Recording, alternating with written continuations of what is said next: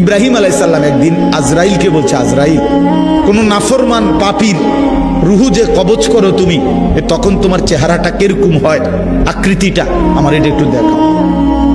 হযরত ইব্রাহিম আলাইহিস সালামকে আজরাইল বলছে, আল্লাহর কসম হে নবী, আপনি সহ্য করতে পারতেন না, আপনি এটা দেখতে চাইেন না।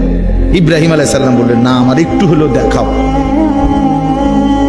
তো আজরাইল এই বিভৎস আকৃতি, মানে নাফরমানের জান কবজ করার সময় উনার যে চেহারার আকৃতি হয়, এই চেহারাটা ধরে ইব্রাহিম আলাইহিস সালামকে দেখাইলেন।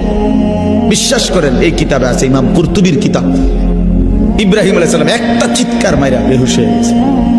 হুঁশ আসার পরে ইব্রাহিম আলাইহিস সালাম বললেন, আল্লাহর কসম, আয় আল্লাহ, মালিক আপনার কসম, কবরের আযাব, জাহান্নামের আযাব কোন নাফরমানের জন্য কিছুই লাগবে না, শুধু আজরাইলের এই ভয়ানক দৃশ্য জান কবজের সময় একবার দেখলেই তার সারা জিন্দেগীর নাফরমানির শাস্তির জন্য এটাই যথেষ্ট।